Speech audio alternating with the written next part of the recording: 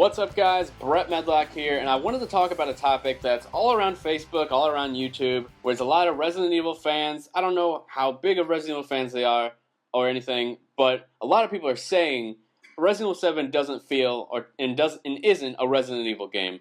And it boggles my mind a little bit, so I wanted to give you 8 reasons why Resident Evil 7 is a Resident Evil game.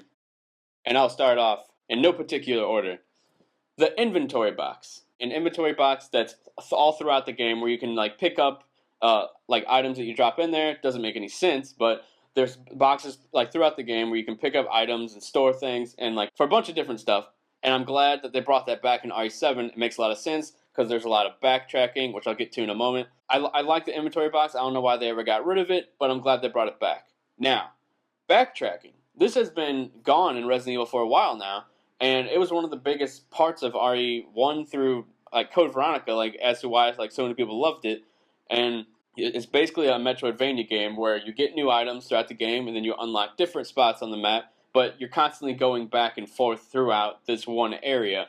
And I really like the aspect, especially in Resident Evil 7, because even when you go back to areas, even if they're the same area, they put a lot of different stuff in them, whether it's different enemy types or they change something about the environment. It's really awesome, and I also I will throw out there, more toward the end of Resident Evil 7, the game starts to get more linear, and you're going out and you're just shooting people, blowing up some people. I love that too, because that screams Resident Evil to me. The third thing is the health system. This is a smaller one, but it's still the same. There's no regenerated health. You can only heal yourself with herbs. I think there might be a small regen of health if you have super low health, but I love that you're basically given a very small amount of health throughout the game, and you have to find it, and you have to combine stuff.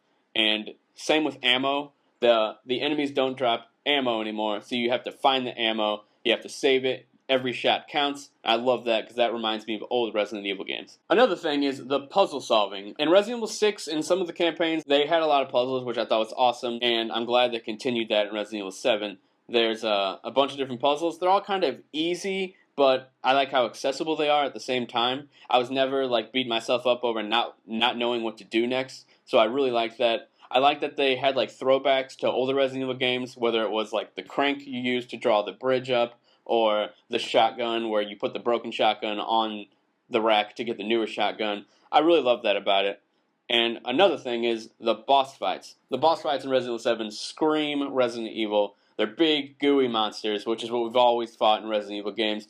And the characters, I'll just throw this in there with it, the characters in the story are very Resident Evil-like. They're corny, while at the same time trying to be serious, while at the same time not having the greatest voice acting, but sometimes being decent. Something about it. It's very Capcom, and it's very Resident Evil-like. And I'm glad they didn't lose that aspect. It's not too serious. It's not too not serious. And I just like that a lot, too. Another thing to go along with the boss fight stuff is the action of the game.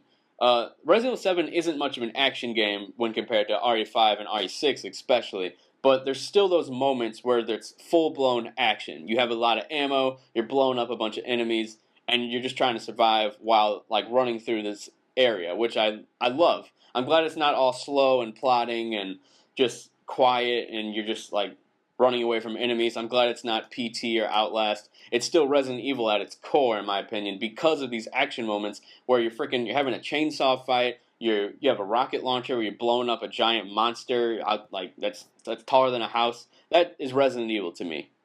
See, I think it's a good balance. You can't just come in. I'm coming in. Hold on, guys. This is Curtis here. I think it's a good mix of action and horror. I feel like they mixed both the earlier Resident Evil games and the later ones. Yeah. So it's more like Resident Evil than any other game because it's a mix of all the Resident Evils. That's the thing I was getting to with the combat. It's more Resident Evil in the way that it's like the newer ones and like the older ones. It's not trying to be either one. It's just meshing them together and becoming one big super Resident Evil. And that's all I got for you. There's other things that are probably similar, like the herbs and the sounds that you hear. They're very Resident Evil-like. But those are the core 8 reasons why I think Resident Evil 7 is a Resident Evil game. There's some stuff that I don't like the first-person aspect, but that's all in my previous videos if you've checked them out. I'm Brett Medlock. Thanks for watching. Subscribe if you like this video. I'll talk to you guys later. Bro, where are my pants? What? You're wearing pants. No, the pants I wore earlier, like